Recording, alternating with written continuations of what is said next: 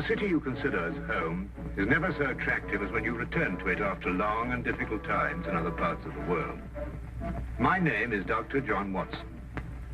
I had served and been wounded in the more remote regions of Afghanistan and had been discharged from the army with specific instructions to rest. The sight of London again was already working its soothing tonic. As I rode through the familiar streets, I never suspected that a chance introduction would lead me into the most amazing adventure of my entire life. Watson, old man. Hello, how have you been? Good to see you. Not as well as you, obviously. You look great, old man. Yes, you were wounded. Well, it could have been much worse. Sit down. Care for a drink? No one. Yes. Well, what are your plans now? Got nothing really at the moment. I'm looking for lodgings. Trying to solve the old problem of comfortable quarters at a reasonable price. That's odd.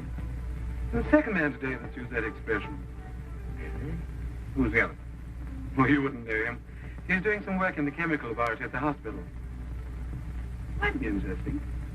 Yes, well, I wouldn't mind sharing a flat with somebody if he was all right. Well, Anything wrong? Oh, no. He's rather strange. Well, what's wrong with him?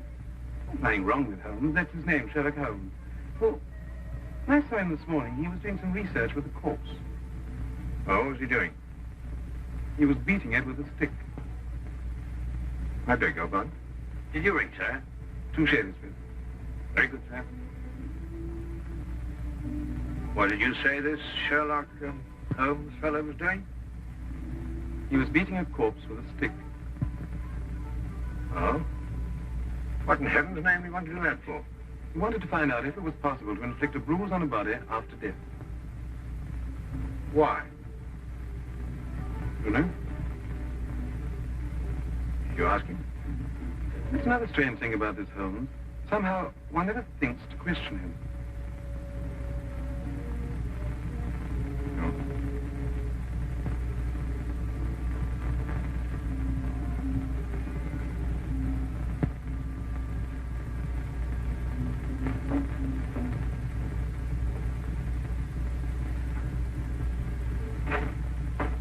It works. It really works.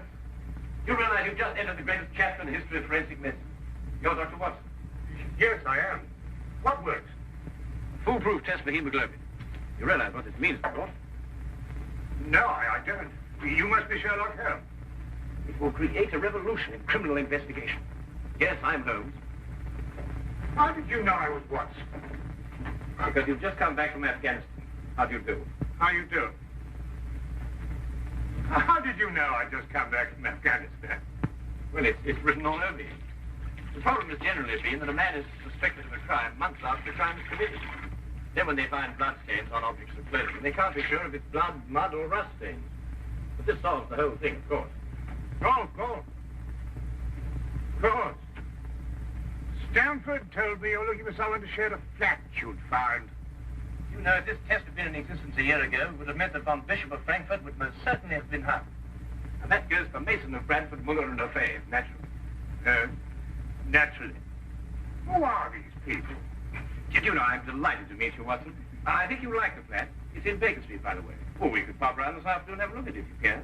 Yes. Oh, yes, rather. I'd like that. Good. Did you mind if I play the violin? No, go right ahead. No, I don't mean now. I mean when we're sharing the flat. Oh, no, of course not. I like a bit of good music. Oh, good. I'm not very good. Oh. Tell me, Holmes. Yes. How did you know I just got back from Afghanistan? Well, it's obvious. Now, that's what you said before. It's a bit obvious. You're a doctor, that much we know.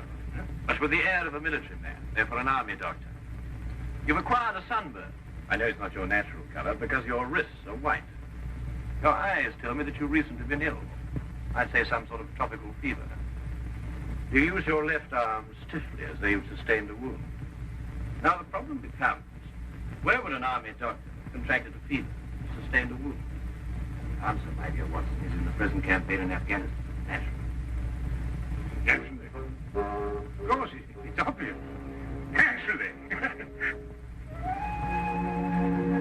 We examined the rooms at at 221B Baker Street that afternoon and promptly moved in on the following day.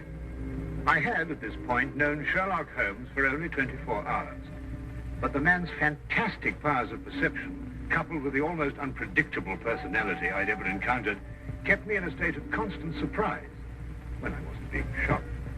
It was unbelievable, the things he knew and the things he didn't know. Oh, really, my dear Holmes? You mean to tell me you didn't know that the Earth moved round the sun? Really? But every school child knows that. Well, now I know it, too. And I shall promptly proceed to forget it. But why? Yes, why? Why should I remember it? Well, because it's a natural phenomenon. Well, is it important? Does it affect us? If you told me the Earth went round the moon, would it make any possible difference to our way of life? Well, put it that way, no.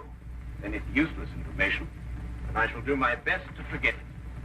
I advise you to do the same. At times, I thought the man was joking and simply having a bit of fun at my expense. But I soon learned that he was in dead earnest. I also, unknown to him, made a brief classification of the man's knowledge. Literature? Nothing. Philosophy? Nothing. Astronomy? Nothing. Politics? Disinterested. Botany? He knew everything there was to know about poison and absolutely nothing about practical gardening. Chemistry? Profound. Sensational literature? Without question, Sherlock Holmes knew the details of every horror perpetrated in the last 100 years.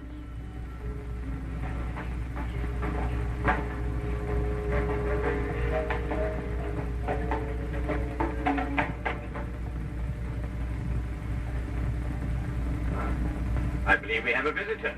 Really? Who's coming here? I believe so.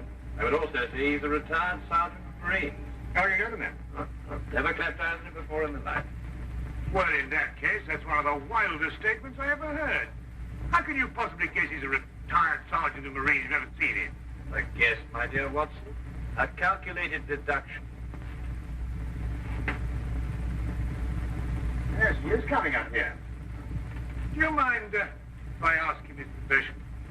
Oh, by all means. Now, where did I put my violin case? Oh, it's over here. There you are. Ah, my old friend.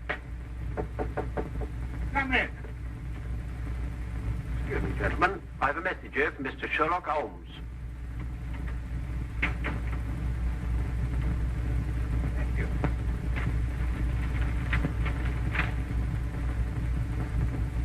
Excuse me. Sir? Do you mind telling me your occupation? Not at all, sir. I'm a civil servant employed by the police department. Thank you. I just wondered. Not at all, sir. How long have you been with the police department? Just a year, sir. Before that, I was a sergeant in the Marines. Good day, gentlemen. How did you know? An interesting letter, Watson. A very interesting letter. Perhaps you'd like to come with me. Where? To catch a murderer, of course.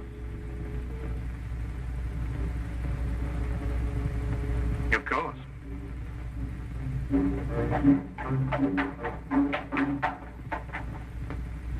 How did you know that that man was an ex-sergeant of Marines? Who? A messenger from the police. Oh, yes, the retired sergeant of Marines. That's what I said. Well, there's nothing mysterious about such observations, my dear Watson, but unfortunately, when explained, they lose their romantic order of mystery. My decision was based on observation and logical deduction. The man had a large anchor tattooed on the back of his hand. This was visible from our window. I admit I didn't notice it at the time, but since you mention it, I think there was an anchor. Oh, there was indeed. He also wore regulation sideburns and had a slight nautical roll. Thus, I judged him a Marine. Oh, guess, I grant you, but only a refinement of guesses one makes every day. Don't be so disgruntled, Watson. Test your own powers of observation. We are entering the perfect situation. No? What are we entering? A house that holds a murdered man.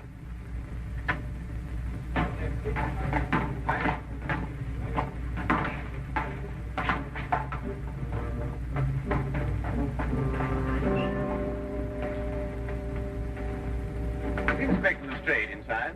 Yes, sir. May I have your name, please? Yes, Sherlock Holmes, of This is Dr. Watson. Oh, that's quite all right, sir. Inspector Lestrade gave instructions to admit you. Oh, good. Oh, by the way, has the body been removed? No, sir, but the medical examiner's just gone. Oh, thank you. Let's hope they haven't moved things about too much. The police forces of the world seem to have an organized science of messing things about. Oh, I wouldn't say that, Holmes. Now then, move along there, everybody, move along. There's nothing to see today. I don't know. I swear I don't know. I tried to help him. Don't you believe me? I had to do what I could. It was instinctive. Instinctive for a woman like you to commit murder. That's not true. You know it's not true. I know you hate me, but you can't believe I'd do a thing like this. Yes, I can, and I do. She's a murderess. You know it as well as I. She murdered your brother. It's a lie. Yes, it's a lie. The entire story's a lie. The relationship you had with my son was a lie. My son's been murdered. This girl's a murderess. Why she did it, what her motive was, I don't know. They were engaged without my blessing. I can only be grateful that she gains nothing by her crime. Your duty now is to convict her. Just a moment, please.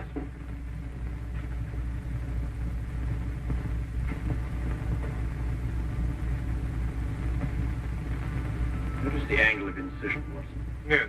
And the force of the blow and the general penetration of the upper region of the chest.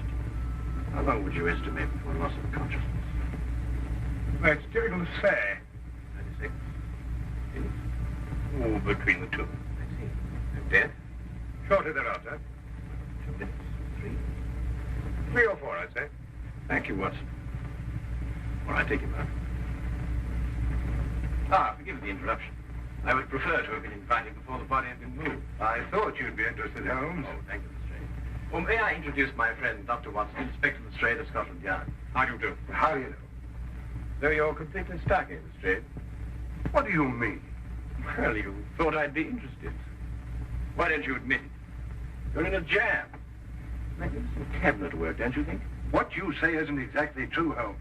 I've done you a favor. This is an interesting case. Of course, there are 1 or 2 unexplained details, but I don't believe it'll be long before we're What's clear. your principal problem? There's no motive. I found this girl with a knife in her hand. My brother lying dead on the floor.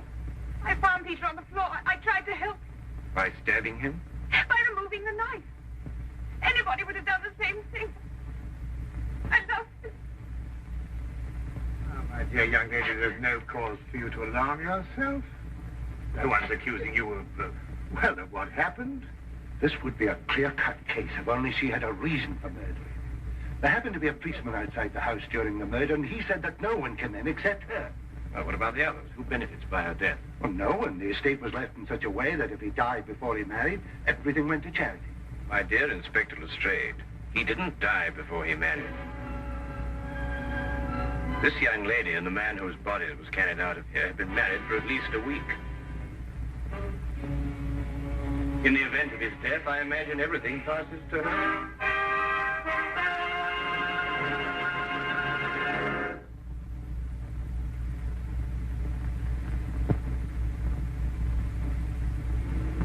And now we return to the case of the Cunningham heritage.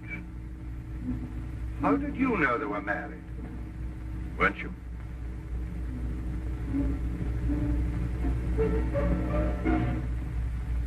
Yes, a week ago. Then you do benefit by my brother's death. You're his heir. I don't know if I am or not. I only know I didn't kill him. I swear I didn't. Where were you married? We went down to Brighton last weekend. Well, why didn't Peter say anything about it? I don't know. He asked me not to say anything. Of course I didn't. I'm afraid, young lady, I'll have to ask you to accompany me to headquarters. Sam.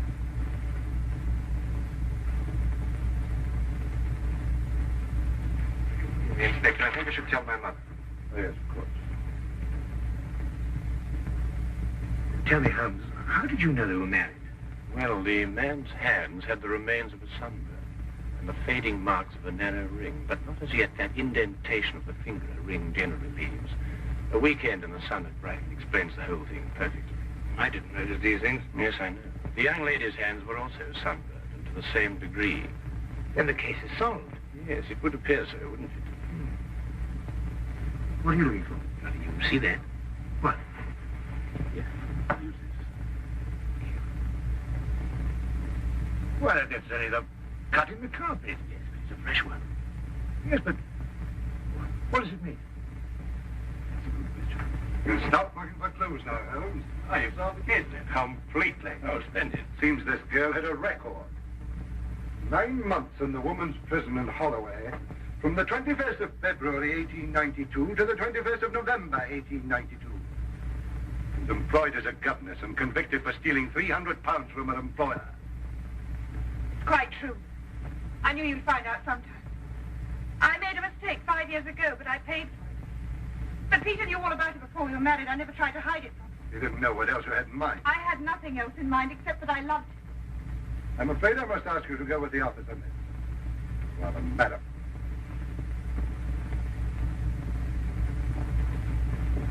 Well, that's how I like my cases.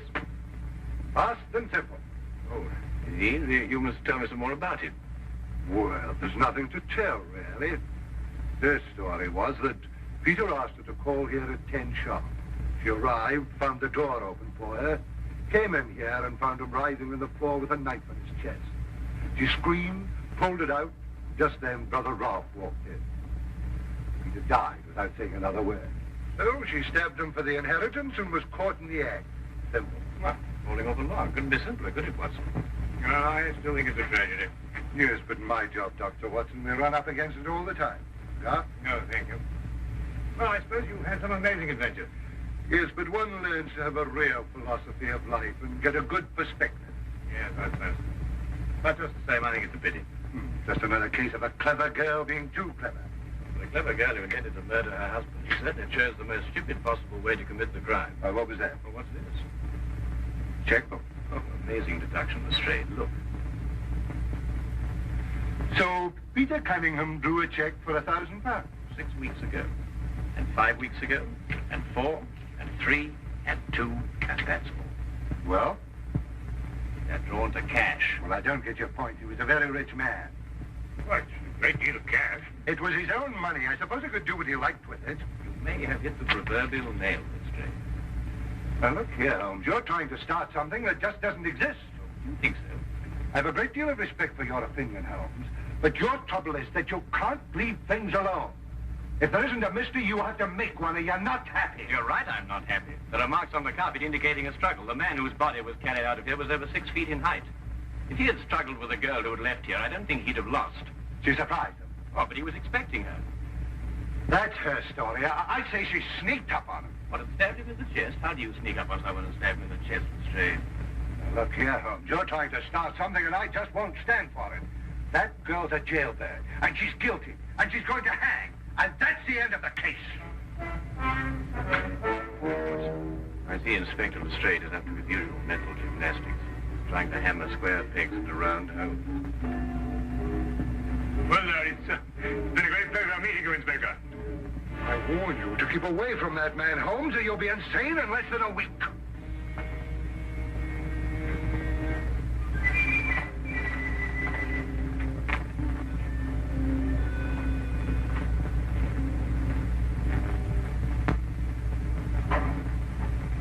What time is it? Hmm? Oh, 10:30. Perhaps you'd like to take a little stroll with me. What? I'd like to investigate this afternoon's affair a bit further. Oh, yes. I'd like that. I thought you'd forgotten about it. Not at all. I've been thinking about it all evening. Shall we go? Then we must exchange our thoughts en route. Where are we going? To the Cunningham house. I didn't know you made an appointment there. I didn't.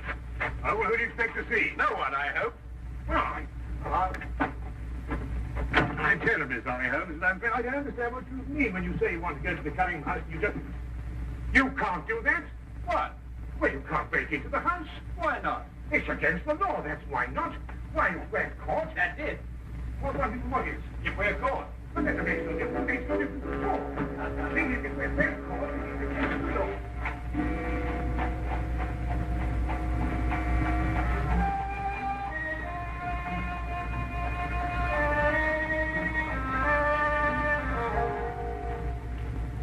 Quickly now. But look, Holmes, we can't... Come on.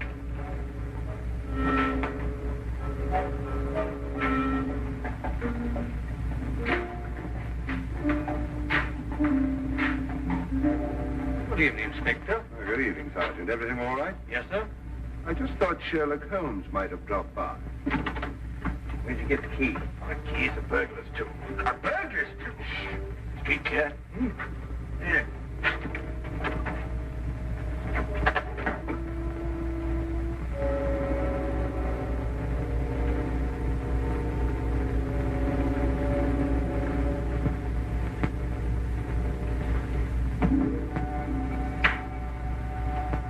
How do you know he's out? Because I had a spy watching the house. Goes through that cabinet. What am I looking for? Papers, bank statements, anything to indicate passage of money from Peter Cunningham's account. Go on.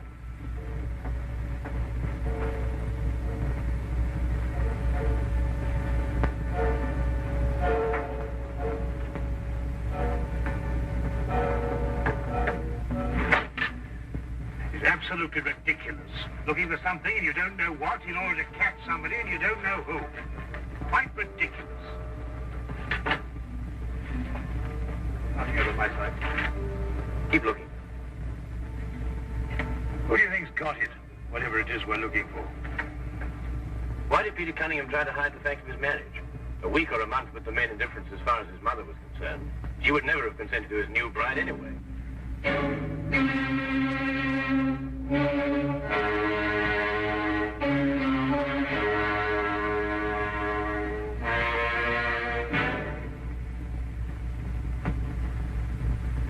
He married her to prove to me that my blackmail wouldn't stop him.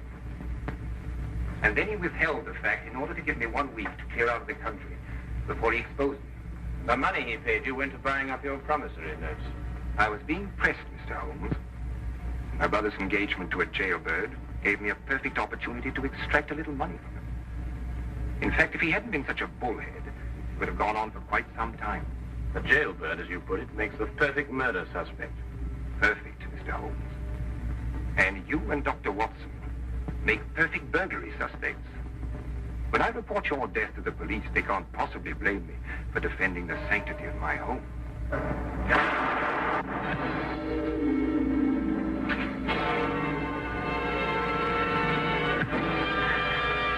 Well done, Watson. Oh, I could have done a bit better. It was my bad shoulder. Quite all right, Watson. Think no more about it. So that's our murderer. Yes, the only possible one, of course. Only a man could have struck that blow. Peter died, as you say, within 3 or 4 minutes. And there was a bobby outside the whole drum. Yes. Crystal clear. No, it's obvious. Well, what do we do now? What's going on here? Who fired that shot? We will sit with the good inspector, and with the aid of our evidence, a bit of logic, and a few simple diagrams, we will endeavor to convince him that night follows day, and that 1 and 1 inevitably makes 2. How did you two get in here anyway? Now, Inspector, calm yourself, calm yourself. Come, sit down. Now, here's a good friend to sit right here. Now, you see, we have a great deal to talk about.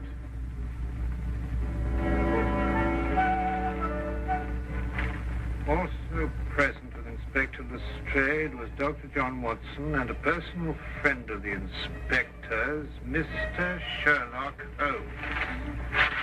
Ridiculous. It's fantastic. This isn't the way it happened at all. This will revolutionize investigation, Watson. This whole account is a lie. Fingerprints, Watson. That's the coming thing. No nonsense.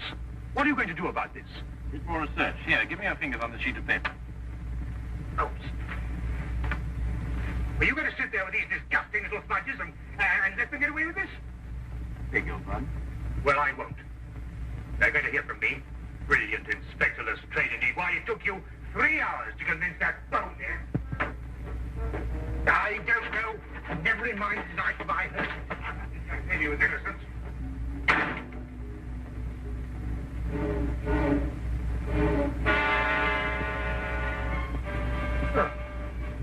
I wonder if he got more than a shoulder wound in Afghanistan.